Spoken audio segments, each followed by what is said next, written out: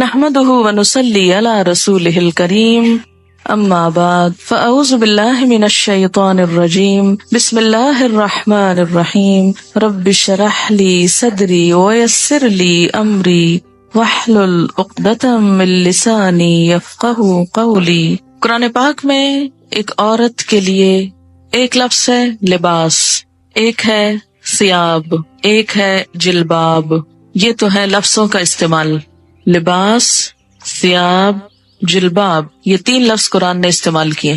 لباس کہتے ہیں اس کپڑے کو جو جسم ڈھانکتا ہے، لباس، ڈریس جس کو آپ کہتے ہیں، جیسے شرٹ ہے، پاجامہ ہے، جو جسم کے ساتھ لگا ہوتا ہے۔ ثیاب اور جلباب وہ کپڑا ہے جو لباس سے اوپر ہوگا۔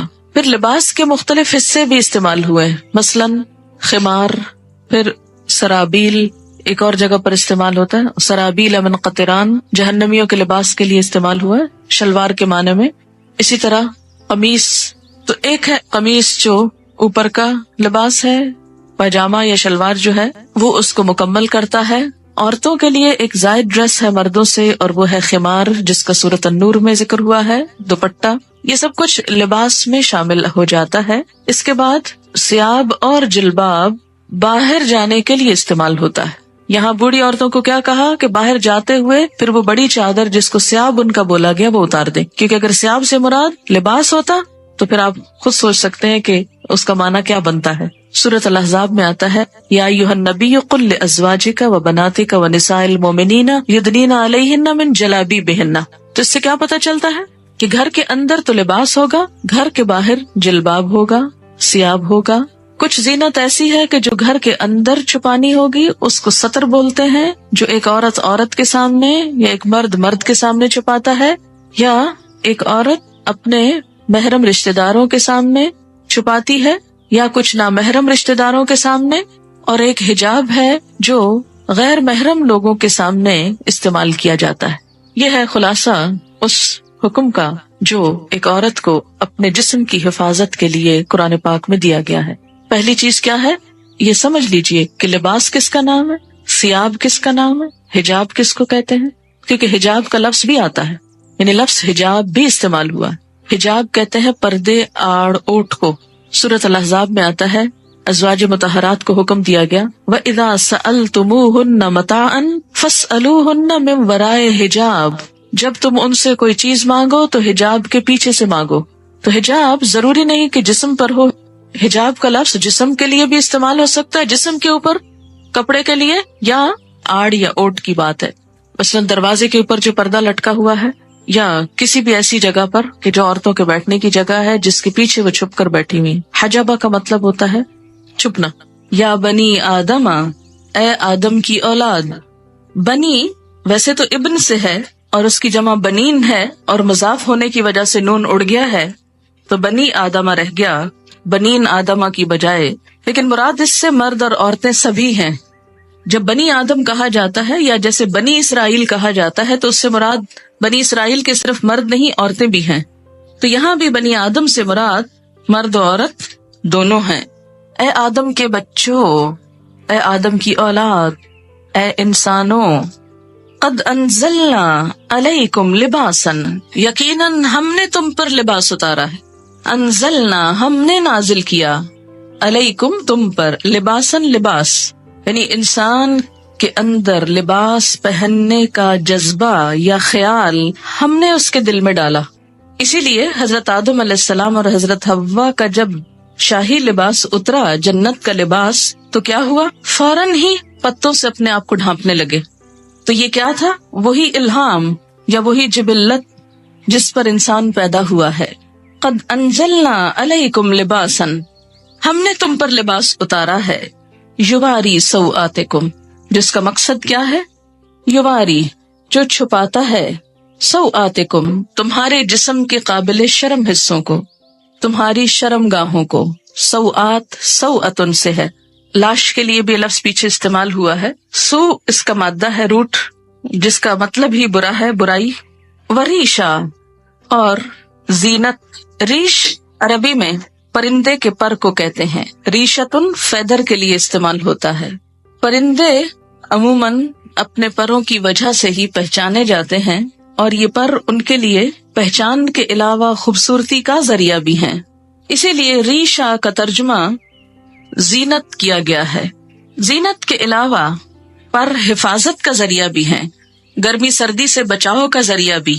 تو یہاں پر لباس کے دو مقاصد بتائے گئے، نمبر 1 کہ وہ جسم کو ڈھانپے، اور نمبر 2 انسان کو حسن بھی بخشے، انسان کے لیے زینت حاصل کرنے کا ذریعہ بھی ہو، خوبصورتی کا سامان بھی ہو۔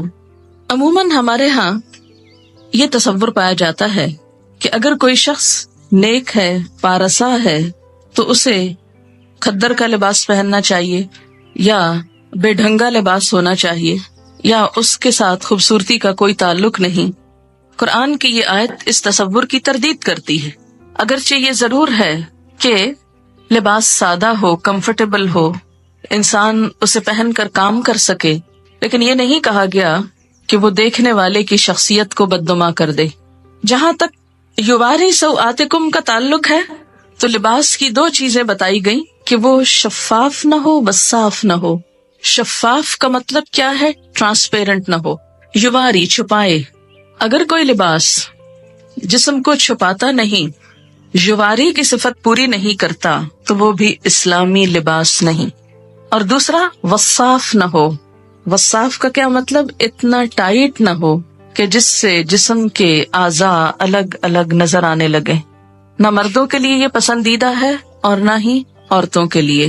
اب آپ دیکھیں کہ یہ جو شرط لگائی گئی، یواری، جو چھپائے، اب ذرا سب اپنے اپنے لباس کو دیکھیں، کہیں آپ کا جسم جھلک تو نہیں رہا؟ دیکھیں نا، خود کو نہیں دیکھ سکتے، خود کو نہیں دیکھ سکتے، شرم، اپنے آپ سے شرم، تو دوسروں سے شرم نہیں آتی، اور اس سے بڑھ کر اللہ سے نہیں آتی۔ ہم مسلمان ہیں، ہم اس وقت سب سے زیادہ مقدس محفل میں بیٹھے ہوئے ہیں، اگر اس محفل میں بیٹھ کر اللہ کا حکم پورا نہیں کر سکتے، کہاں کریں گے؟ فطرت میں ہے نا، اس لیے ابھی دین سے نہیں پوچھیں، فطرت سے پوچھیں۔ تو میں نے آپ سے ہی کہا تھا کہ ہم سب اس آیت کی روح سے خود کو پرکھتے۔ آپ نے کہا خود کو نہیں دیکھ سکتے، اب اس طرح کریں کہ ہر ایک اپنے سے دائیں طرف بیٹھے ہوئے شخص سے کہے کہ وہ اس کو دیکھے۔ ہر شخص پہلے اپنے دائیں طرف والے سے پوچھے، یعنی پیئرز میں ہو جائیں نا، 2 ہو جائیں، پھر اس کے بعد ہر 2 شخص ہو جائیں، اور پھر دونوں ایک دوسرے کا لباس دیکھیں ذرا، اور کیا دیکھ کر بتائیں گے کہ کیا آپ کا جسم اس سے جھلک رہا ہے یا نہیں۔ یہ دین، ابھی دین کی بات نہیں ہو رہی، یہ فطرت کی بات ہو رہی ہے نا۔ دیکھیں آپ کے جو ماں باپ تھے سب سے پہلے والے، آدم اور حوا، ان کو کسی نے سکھایا تھا؟ کسی نے نہیں بتایا، لیکن پیور تھے نا۔ تو باوجود اس کے کہ شیطان کے حملے کا شکار ہو چکے تھے، لیکن جو ہی شیطان نے ایک حملہ کیا، دوسرا نہ کرنے دیا، اپنے آپ کو ڈھانپ لیا فوراً، دیر ہی نہیں لگائی، مشورہ بھی نہیں کیا کہ ڈھانکے گئے ایسے ہی پھرتے رہے، کون ہے تیسرا یہاں؟ وہ یہ کہہ سکتے تھے نا، کوئی تیسرا تو ہے نہیں، اور وہ تو آپس میں شوہر اور بیوی تھے، ان کا کیا پردہ؟ کوئی وحی نہیں آئی تھی کہ جسم ڈھانپو، وہ تو کیا ہوا، آ کے شاہی لباس اتروائے گئے۔ پھر آپ دیکھیں کہ آپ میں سے کچھ لوگ سوچ رہے ہوں گے کہ تو ہم عورتوں میں بیٹھے ہیں، کیا فرق پڑتا ہے؟ لیکن کیا ہم یہ لباس صرف عورتوں میں پہنتے ہیں یا باہر بھی، جہاں آدمی ہوتے ہیں، سڑک وغیرہ، گاڑی میں، وین میں، ڈرائیور، دوسرے تیسرے، ان کے سامنے بھی؟ اور پھر تیسری چیز یہ کہ اسلام کی روح سے نہ پوچھیے نہ بتائیے، صرف فطرت کے اعتبار سے پوچھیے کہ گھٹنوں سے اوپر کا حصہ جو ہے نا، یہ خاص طور پر قابل شرم ہے نا، جس کو ران بولتے ہیں، اوپر کا حصہ، ٹانگ کے اوپر کا حصہ جو ہے، آپ دیکھیں کہ کیا یہ عورتوں کو بھی دکھانا چاہیے؟ نہیں، عورتوں کو بھی نہیں دکھا سکتے، پنڈلیوں کی حد تک خیر ہے، لیکن گھٹنا میں نی، جو نیز ہے آپ کے، اس سے اوپر عورت بھی نہیں دیکھ سکتی۔ اسی طرح پیٹ، کمر، یہ حصے، تو آپ اپنی اپنی لباس کو چیک کریں کہ کیا آپ کے بیٹھنے کے انداز سے، کیونکہ میں جب یہاں سے پڑھا رہی ہوتی ہوں نا، بعض اوقات میری نظر پڑ جاتی ہے اور پڑھانا میرے لیے مشکل ہو جاتا ہے، لیکن میں نے اتنے دن اس لیے خاموشی اختیار کی کہ میرا حکم آپ کیوں مانے؟ میں آپ پہ داروغہ نہیں بنا کے بھیجی گئی، معلم تو ہو سکتی ہوں لیکن داروغہ نہیں، پولیس مین کا کردار نہیں۔ جو اللہ سے نہ ڈرے وہ مجھ سے کیا ڈرے گا؟ اگر مجھ سے ڈریں بھی تو آپ کو تو کوئی فائدہ ہی نہیں، کوئی ثواب ہی نہیں، ثواب تو اللہ سے ڈرنے کا ہوگا۔ کتنا کپڑا لگ جائے گا، یا کیا ایسا مٹیریل اویلیبل نہیں؟ اگر نہیں تو اویلیبل کر لینا چاہیے، یا اس کے اوپر کچھ اور پہن لینا چاہیے جس سے وہ ڈھک جائے، کیونکہ بخاری اور مسلم کی حدیث ہے، صنفان من اہل النار لم ارہما، آگ میں جانے والوں کے دو گروہ جنہیں میں نے نہیں دیکھا. ایک گروہ ان میں سے مردوں کے بارے میں ہے، ظالم حکمرانوں کے بارے میں ہے، اور دوسرا عورتوں کے بارے میں ہے. حدیث کے الفاظ ہیں، یہ میرے الفاظ نہیں کہ مت سوچیں کہ آپ یہ کیسی باتیں کر رہی ہیں اور ہم کو یہ ڈرا رہی ہیں اور یہ کہہ رہی ہوں. میں تو کوئی حیثیت نہیں رکھتی کہ آپ کو کچھ بھی کہوں. نبی صلی اللہ علیہ وسلم کے الفاظ ہیں، اور جو آپ پر ایمان لاتا ہے آپ کی بات کو بھی اسے ماننا چاہیے، ورنہ تو ماننے کا کوئی مقصد نہیں. اور اگر ہم چاہتے ہیں کہ قیامت کے دن آپ ہماری شفاعت کرائیں، آپ ہمیں حوض کوثر سے پانی پلائیں، حشر کے میدان میں جہاں اتنی گرمی ہوگی کہ ہر شخص، حدیث میں آتا ہے ہر شخص عطش پیاس کی رٹ لگائے ہوئے ہوگا، ہر شخص پسینے میں ڈوبا ہوا ہوگا، جس کی تھوڑی سی جھلک آپ کو ہلکی سی، اس سے 70 گنا 70 ڈگری ٹیمپریچر زیادہ کہہ لیں. سورج قریب ہوگا، کوئی چھت سایہ بھی نہ ہوگا سوائے رحمان کے عرش کے سائے کے، کہ جس کے نیچے مخصوص لوگ جا سکیں گے، ہر ایک نہیں پہنچ سکے گا وہاں. آپ صلی اللہ علیہ وسلم اپنی امت کو حوض کوثر سے پانی پلائیں گے، اور جس کو ایک دفعہ پلائیں گے دوسری دفعہ اس کو پیاس نہ لگے گی. ہم اپنے اس لباس میں آپ کے سامنے جا سکتے ہیں؟ مثلاً سوچئے کہ جیسے تصور میں لائیے کہ نیچے آپ صلی اللہ علیہ وسلم تشریف رکھتے ہیں اور آپ لفٹ سے اترے ہیں، سیڑھیوں سے اترے، اور آگے آپ کی ملاقات ہو جاتی ہے ان سے، فیس کر سکتے ہیں ان کو؟ تو وہاں ان سے حوض کوثر سے پانی لے کے کیسے پیئیں گے اگر ایسے عمل ہوئے؟ آپ نے فرمایا نساء کاسیات عاریات، نساء عورتیں، کاسیات لباس پہنے ہوئے، کاسیہ کسوہ سے ہے، کاسیات عاریات، عاریہ عورت سے، عاریہ ننگی عریانی سے، ایسی عورتیں جو لباس پہن کر بھی ننگی ہوں گی، obviously یعنی جسم اس میں سے جھلک رہا ہوگا. نساء کاسیات عاریات رؤوسہن کاسمنۃ البخت، ان کے سر اونٹ کی کوہان کی طرح اونچے اٹھے ہوئے ہوں گے.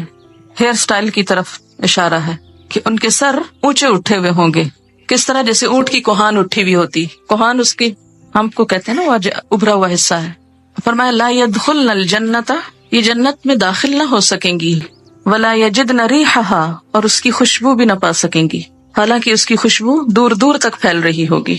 تو قرآن کا یہ حکم ہمیں کیا بتاتا ہے کہ ہم ایسا لباس پہنے جس سے ہمارے سطر ڈھک جائیں. اسی لیے ہمیں جو دعا سکھائی گئی لباس پہن کر وہ کیا ہے؟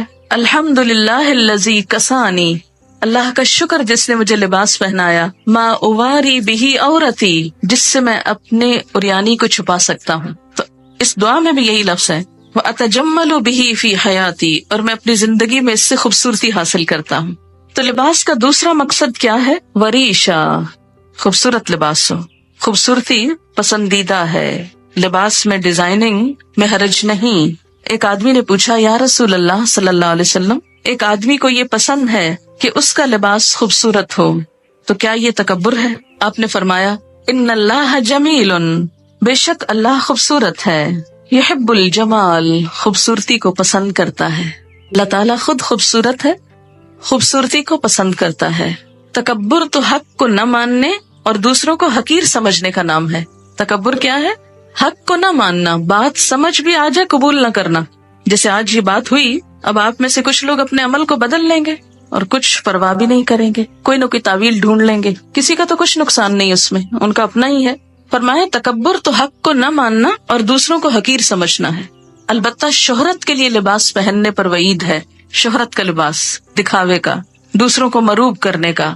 حدیث پاک میں ہے من لبس ثوب شہرت فی الدنیا البسہ اللہ ثوب مذلت یوم القیامہ، جو شخص دنیا میں شہرت کا لباس پہنے گا اللہ قیامت کے دن اسے ذلت کا لباس پہنائے گا. مشکات کی روایت ہے لباس قیمتی بھی ہو سکتا ہے لیکن اپنی حیثیت کے مطابق، اسراف نہ ہو.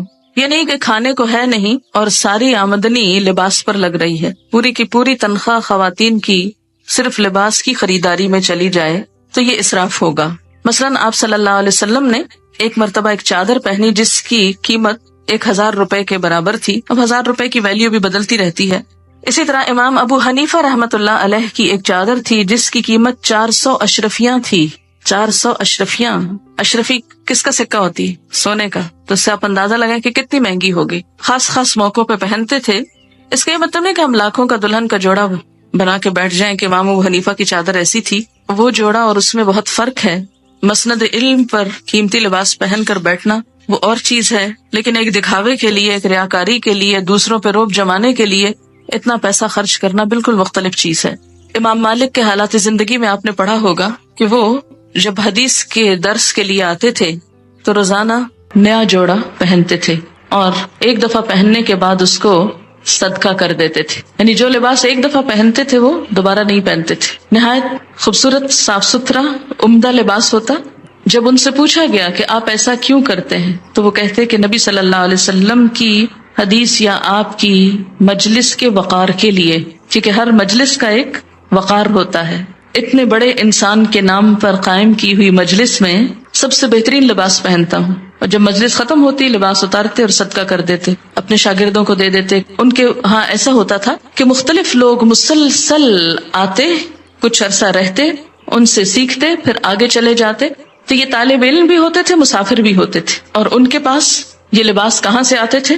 ان کے مختلف شاگردوں کی طرف سے جو چلے جاتے، وہ پھر بعد میں ہدایہ بھیجتے اور وہ ان کو ان کی خوشی کی خاطر استعمال کرتے اور ساتھ ہی صدقہ کر دیتے. ہمارے ہاں تو تصور ہے نا کہ صدقہ صرف اس چیز کا ہو سکتا ہے جو گھسی پٹی، بیکار، فضول ہو جائے، جس کا اب آئندہ کوئی استعمال ہے ہی نہیں، اس کو صدقہ کر دو. لیکن کوئی چیز جو استعمال کے تھوڑے سے بھی قابل ہو اسے رکھے رکھو، چاہے استعمال کا موقع ملے یا نہ ملے. تو اصل چیز جس سے بچنا چاہیے وہ دو ہیں، ایک تو ریاکاری، اسراف، اور دوسرے بے حیائی کا لباس. لباس انسان کی شخصیت کا بھی پتہ دیتا ہے. لباس انسان کے باطن کا رنگ ہوتا ہے کہ وہ اندر سے کیسا ہے. جیسا وہ اندر سے ہوتا ہے ویسے ہی وہ لباس پہنتا ہے. ہر شخص کی اپنی ایک چوائس ہوتی، اپنا اس کا ایک ڈیزائن ہوتا ہے، اپنا ایک سٹائل ہوتا ہے. پھر جو خوبصورت بات یہاں پتہ چلتی ہے وہ یہ ہے کہ خوبصورت لباس کو ریش، پر سے تشبیہ دی گئی. اس وقت کچھ پر آپ کو دکھانے کے لیے لائے ہیں. ذرا ان پروں کو آپ دیکھیے کہ کوئی انسان ایسی خوبصورت چیز بنا سکتا ہے. یا آپ دیکھیں اس کا کبھی قریب سے آپ شیڈ دیکھیں تو آپ حیران ہو جائیں، کیونکہ ہم دیکھتے بھی ہیں نا مور، تو کہاں دیکھتے ہیں؟ دیکھتے ہی نہیں. ہم اپنے لباس نہیں دیکھتے تو موروں کے کہاں دیکھیں گے؟ ابھی آپ کہہ رہے تھے نا، دیکھا ہی نہیں جاتا. کس قدر خوبصورت، ایسے لگتا ہے جیسے کسی نے دھاگے سے باقاعدہ وہ کڑھائی کی ہوئی ہے، اور اتنے خوبصورت شیڈ، اتنے زبردست کہ انسان حیران رہ جاتا ہے. اور ایسا تھریڈ، اتنا سلکی تھریڈ تو ہم ویسے خود بھی پروڈیوس نہیں کر سکتے. اس میں وہ نظافت اور لچک، اور پھر آپ دیکھیں کہ کس خوبصورت طریقے سے اس کی آؤٹ لائن بنائی ہوئی ہے، اور آؤٹ لائن کے ساتھ بھی شیڈز ہیں. اور پھر جو پر اٹھے ہوئے ہیں یہ آپ دیکھیں کتنی ترتیب کے ساتھ، جیسے کسی نے باقاعدہ ٹرمنگ کی ہوئی. یہ خود ہی بن گئے، خود نہیں بن سکتے. اللہ تعالیٰ نے پرندوں کو تو خود ہی دے دیا، خود ہی پہنا دیا. ہمیں عقل دی اور کیا کہا؟ استعمال کرو اور اپنے لیے خوبصورت لباس بنا لو. اب دیکھیں کہ جب بہت سارے لوگ ایسی کڑھائی وغیرہ کرتے ہیں تو ان کی، یعنی کڑھائی والے کپڑے پہننا منع نہیں ہے، تقویٰ کے خلاف نہیں ہے، ان کا بھی روزگار ہو جاتا ہے. کئی دیہاتوں میں بیٹھی لڑکیاں، بچیاں جو اپنی زندگی، جن کو اور کوئی کام کرنے کو نہیں، کوئی پڑھ لکھ نہیں سکتی، کتنی خوبصورت خوبصورت چیزیں بناتی ہیں. لیکن ہم ان پہ بڑا ظلم ڈھاتے ہیں کہ بہت ہی اونے پونے داموں لے کر ان کی آنکھوں سے اور ان کے صلاحیتوں سے مذاق کرتے ہیں. پھر اسی طرح آپ دیکھیں، اس میں بھی آپ دیکھیں کیسا شیڈ ہے، اتنا خوبصورت. اور ان کی جو نرمی اور ملائمت ہے، ہم بھی اتنے عقل مند نہیں کہ اتنے خوبصورت کپڑے پہننا جانے. ہمارے کپڑے تو خوب اکڑے ہوئے ہوتے، انکمفرٹیبل، کہ جس میں سانس نہ آئے، کام نہ کر سکیں. پرندوں کے پر خوبصورت ہونے کے ساتھ ساتھ اتنے پریکٹیکل ہوتے ہیں کہ ان کو اپنا کام کرنے میں کوئی دشواری نہیں ہوتی. ہم بعض اوقات خوبصورت لباس پہننے کے شوق میں ایسا لباس پہن لیتے ہیں کہ جو بالکل پریکٹیکل نہیں ہوتا. پڑھاتے وقت اگر ساتھ یہ بھی دکھایا جائے تو تھوڑی سی فیلنگ اچھی آتی ہے کہ اللہ تعالیٰ نے کیا کیا خوبصورتی پیدا کی اور کس کے لیے پیدا کی. یہ پرندے ادھر ادھر اڑتے پھرتے ہیں، ان بیچاروں کو تو خود تو کلرز پتہ نہیں اپنے نظر بھی آتے ہیں کہ نہیں. یہ کلرز دیکھنے کی صلاحیت بھی انسان کو ملی. ہم انسان ایکسٹریم پہ چلے جاتے ہیں. ہماری ایکسٹریمز کیا ہیں کہ یا تو دین کے نام پہ، تقویٰ کے نام پہ ہم بالکل بدھو بن جاتے ہیں اور دنیا کی کسی چیز سے کوئی فائدہ نہیں اٹھانا چاہتے. ملنگ کہلانا دوسرے لفظوں میں نیک کہلانا ہے. اسلام میں کسی ملنگی کا کوئی تصور نہیں. یہ بعد کے نظریات ہیں، سادھو اور بھکشو اور معلوم نہیں کیا کچھ. اللہ تعالیٰ نے اپنی یہ تخلیق ہمیں سکھانے کے لیے، ہمیں دکھانے کے لیے پیدا کی ہے. کس کے لیے ہے یہ سب کچھ؟ اللہ تعالیٰ فرماتے تمہارے لیے. ہمارے لیے کیا؟ کہ ہم اس سے سبق سیکھیں. انسان نے جانوروں سے بھی بہت کچھ سیکھا ہے. اپنی حیثیت کے اندر رہتے ہوئے، اپنی شخصیت کے مطابق ساتر لباس، خوبصورت لباس، خواہ پینٹنگ ہو، کڑھائی ہو، مکیش ہو، تلا ہو اور کچھ اور ہو جو آپ کو آتا ہے اور مجھے نہیں آتا، یہ سب کچھ منع نہیں ہے. لیکن موقع کی مناسبت سے، حدود کے اندر رہتے ہوئے اور پہلی شرط مانتے ہوئے، یواری سواتکم، معلوم نہیں شیطان نے ہمیں کیوں سجھا دیا کہ ننگا ہونا زیادہ خوبصورتی ہے اور جسم کی نمائش کو خوبصورتی بنا دیا. سی تھرو کپڑے پہنانا زیادہ عقل مند کہلانے کا سبب سمجھایا، حالانکہ ایسا نہیں ہے. سارے جانوروں کے لباس اللہ نے خود ہی پہنا دیے اور وہ بےچارے ایک ہی ڈیزائن میں رہتے ہوئے دنیا سے چلے جاتے ہیں، جبکہ انسان کو ایک لباس نہیں دیا، اس کو سکن کلر دیا جس کے اوپر ہر خوبصورت چیز نمایاں ہو جاتی. آپ دیکھیں نا سکن کلر کا کارپیٹ ہو تو اس کے اوپر فرنیچر کتنا نکھرتا ہے. تو اسی طرح آپ کو اللہ نے سکن کلر کا جسم دیا جس کے اوپر خوبصورت رنگوں کے لباس، خوبصورت کڑھائیوں کے لباس آپ کے لیے حسن کا سبب ہے. یہی اگر آپ کی سکن بلو کلر کی ہوتی تو آپ کتنے لمیٹڈ کلرز پہن سکتے تھے، کیونکہ بلو کے اوپر ہر کلر پھر سوٹ نہیں کرتا. اسی طرح اگر آپ گرین ہوتے، سوچے نا تھوڑا سا، تو کیا نظر آتے. کتنی وسیع چوائس دی ہے اللہ نے آپ کو، ہم شکر نہیں کرتے، شکر نہیں بجا لاتے. اور آپ کو معلوم ہے کہ ایک پرندے پر تقریباً 10,000 مختلف قسم کے پر ہوتے ہیں. بعض پر اڑنے کے کام آتے ہیں، بعض جسم کے ساتھ ہوتے ہیں، اس کی شیپ نمایاں کرتے ہیں. اسی طرح فلفی ہوتے ہیں، نرم ہوتے ہیں، آرام دہ ہوتے ہیں. تو لباس بھی اگر آرام دہ ہو، نرم ہو، سلکی ہو، کمفرٹیبل ہو تو اس میں حرج نہیں، گناہ کی بات نہیں. ہاں، مردوں کے لیے سلک حرام قرار دی گئی، اگر ان کے لیے حلال ہوتی تو شاید عورتوں کے حصے میں بہت تھوڑی آتی. حدیث ہے آپ صلی اللہ علیہ وسلم جب کوئی نیا کپڑا پہنتے تو اس کا نام لے کر فرماتے کہ اللہ نے مجھے یہ عنایت فرمایا، اور پھر دعا پڑھتے اللہم لک الحمد انت کسوتنیہ اسألک خیر ما صنع لہ واعوذ بک من شرہ وشر ما صنع لہ. اے اللہ، تیرے لیے ہی سب تعریف ہے، جیسا کہ تو نے مجھے یہ کپڑا پہنایا، میں تجھ سے اس کی بھلائی اور اس چیز کی بھلائی کا سوال کرتا ہوں جس کے لیے یہ بنایا گیا، اور میں تیری پناہ چاہتا ہوں اس کی برائی سے اور اس چیز کی برائی سے جس کے لیے یہ بنایا گیا. ایک اور دعا ہے اللہم انی اسألک من خیرہ وخیر ما هو لہ واعوذ بک من شرہ وشر ما هو لہ.